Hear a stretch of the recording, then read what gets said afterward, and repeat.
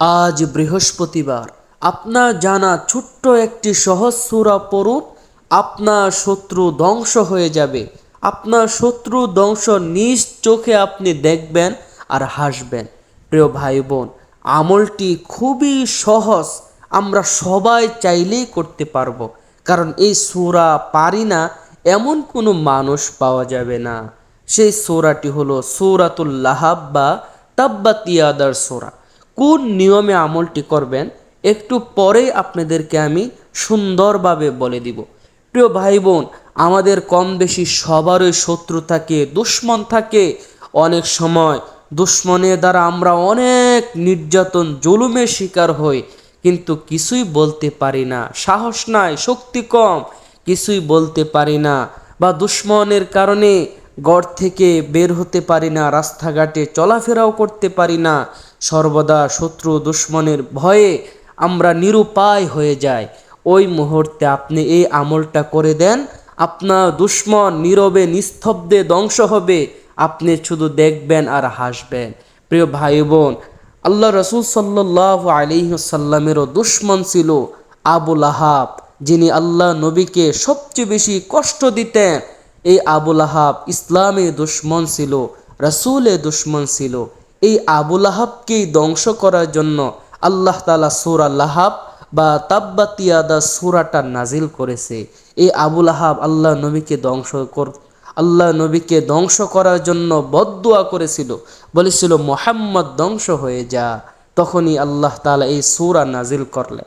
আল্লাহ তাআলা সূরা লাহাব নাজিল করে পয়গম্বরকে জানায়া দেন, ও পয়গম্বর, আবু লাহাব বলে আপনি ধ্বংস হয়ে যাওয়ার জন্য। আপনি ধ্বংস হবেন না গো নবী, আমি আল্লাহ আবু লাহাবকে ধ্বংস করে দিব। আল্লাহ তাআলা সূরা লাহাব নাজিল করে জানায়া দেন, তাব্বাত ইয়াদা আবি লাহাবি ওয়া তাব, আমি আল্লাহ আবু লাহাবকে তার দুই হাত সহ ধ্বংস করে দিলাম।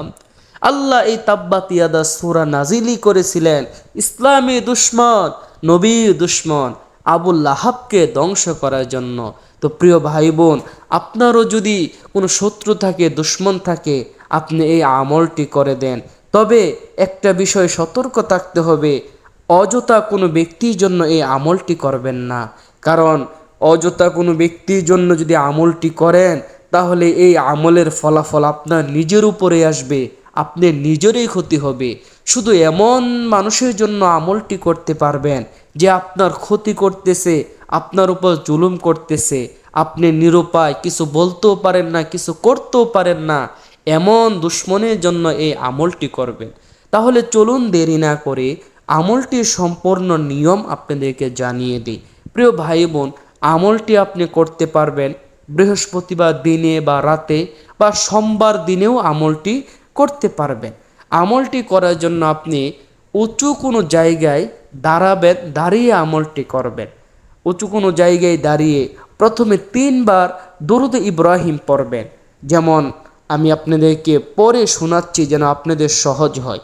আল্লাহুম্মা সাল্লি আলা মুহাম্মাদি ওয়া আলা আলি মুহাম্মাদ কামা সাল্লাইতা আলা ইব্রাহিম ওয়া আলা আলি ইব্রাহিম ইন্নাকা হামিদুম মাজিদ।